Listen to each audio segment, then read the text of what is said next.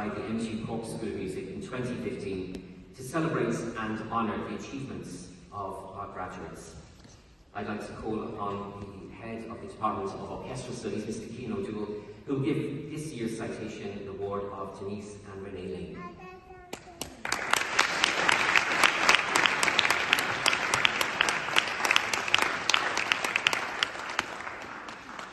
Ladies and gentlemen, it is both a privilege and an honour to present the Distinguished Alumnae Award on behalf of the MTU Cork School of Music to Renee Lane and posthumously to her late sister, Denise Lane. I'd like to begin by acknowledging that this is, of course, a bittersweet moment for the extended families. While we are delighted to celebrate Renee and Denise's inspiring work and their achievements, we are also mindful that Denise is no longer with us to share in this special occasion. Renee and Denise grew up in a family of 6 children, almost all involved in music. They took lessons and were among the early members of the Cork Youth Orchestra in its very first days. Both graduated from the Cork School of Music with DIP CSM in the mid-1960s and went on to teach music in schools around Cork City and County. When I spoke with Renee recently, she shared some memories from those early years. She recalled that at the time, piano was by far the more popular instrument in the School of Music, and there were only 2 violin teachers. The student body consisted mainly of adults, including quite a few nuns, I was told. But that was all about to change. Bernard B. Curtis, after whom this wonderful auditorium we're in today was named, was director of the Cork School of Music in the late 1960s. He organised a screening of a film for CSM staff, including the Lane sisters, that showcased music teaching methods from around the world. One section from Japan showed hundreds of very young children playing the Bach double violin concerto, led and inspired by their teacher, Dr. Shinichi Suzuki. The very next day, a proposal was brought to Mr. Curtis to try this exciting new teaching method, and in Renee's own words, he had the vision and the courage to say, yes, let's do it. Cork became one of the very first cities in Europe to introduce the child-centred Suzuki string teaching programme. Mr. Curtis entrusted this groundbreaking project to Renee, a violinist, and Denise, a cellist, who became the founding teachers of Cork's first Suzuki-inspired outreach programme.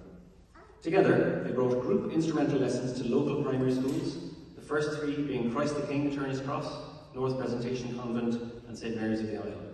Within 3 years, this number amazingly grew to 11 schools. These were children in junior and senior infants and first class, learning violin and cello in groups of 10 during the school day. Many of these children would otherwise have had little or no access to music education. Instruments were sourced from across Ireland and beyond, and provided at a low cost to be paid back over time. In the first year, the lessons were offered completely free of charge.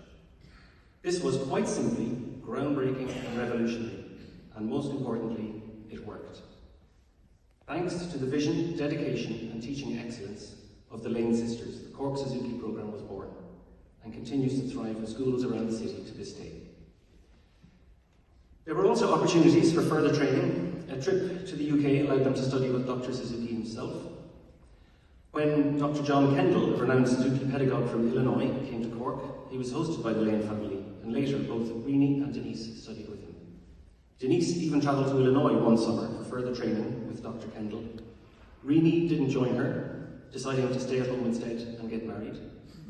But it was on that trip that Denise met Trudy Byron Fahy, who would eventually be convinced by the Lane sisters to move to Cork, and who is still teaching and inspiring young Suzuki musicians here today. When Renee and Denise eventually stepped back from teaching, their legacy continued through the many educators they inspired. Pat Murphy, Trudy Byron Fahy, Patsy Kelleher, Maureen Callaghan, Phil Buckley, and Philippa Lees, to name but a few, and through the generations of young musicians they helped to shape. Some of those very first students include cellist Joan Scannell, my predecessor as head of department here in CSM, current CSM violin teacher Colette O'Brien, and our dear friend and recently departed colleague, the late Carol O'Connor. An impressive return, I think we can all agree, on those early years of teaching. When I met with Renee last week, she told me a lovely story I'd like to share with you now. When the Suzuki scheme was first set up in Cork, Dr. Suzuki, as a gesture of thanks and acknowledgement, sent a picture hand-drawn by himself to the Lane sisters. Many years later, when Dr. Suzuki visited Cork in 1985, Rini was given the task of looking after him and driving him around. According to Rini, he always gave the illusion of not having very good English, perhaps as a protective measure for himself, who knows. One day, when Rini was driving Dr. Suzuki, she placed the drawing from all those years ago on the dashboard to see if there would be any reaction.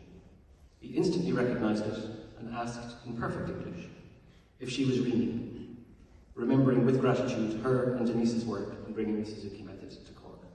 A lovely moment of recognition, fitting of Rini and Denise's contribution over the years.